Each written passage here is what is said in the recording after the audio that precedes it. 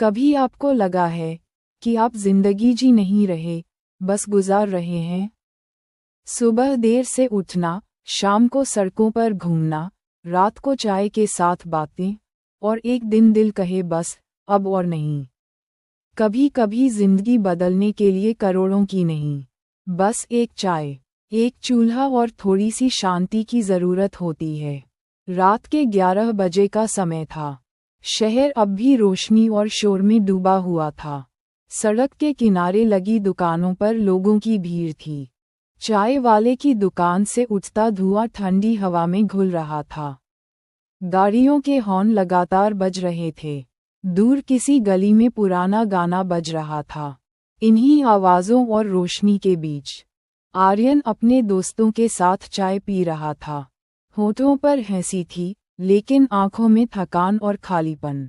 उसके दोस्त मस्ती में बातें कर रहे थे, लेकिन आर्यन बस आसमान की ओर देख रहा था, जो धुएं से ढका हुआ था। रात के 2 बजे तक वही सिलसिला चलता रहा। चाय, खाना और सड़कों पर बिना किसी मकसद के घूमना। सुबह के 11 बजे तक सोना, फिर शाम होते ही वही रूटीन दोहराना। एक सुबह नींद खुली तो खिड़की के बाहर ट्रैफिक का शोर था। आर्यन ने खिड़की खोली तो सामने बस धूल, धुआं और इमारतें। ना हरियाली, ना ताजगी, सिर्फ भागते हुए लोग और थकती हुई हवा। उसने गहरी सांस ली, लेकिन उस सांस में कोई मिठास नहीं, सिर्फ भारीपन था। मन में सवाल उठा, क्या यही जिंदगी है? बस यूं ही भागते रहना?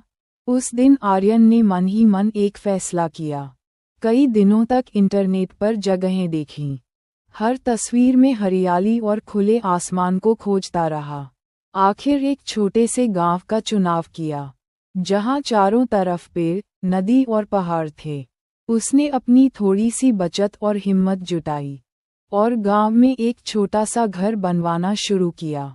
मिट्टी की दीवारें, लकड़ी की खिड़कियां और छत पर खपरेल। घर के बाहर आम का पेड़ और पीछे बहती एक छोटी सी नहर। गांव की पहली सुबह ठंडी और शांत थी। खिड़की से आती हवा में मिट्टी और फूलों की खुशबू थी। मुर्गे की बांग और चिड़ियों की चहचहाहट ने नींद खोली। आंगन में ओस से भीगी घास पैरों को ठंडक दे रही थी। आर्यन ने चूल्हे पर चाय बनाई। चाय की भाप और अदरक की खुशबू ने माहौल को और प्यारा बना दिया। वो मिट्टी के कप में चाय लेकर खेतों की ओर चला गया। दूर तक फैली हरियाली में सूरज की पहली किरणें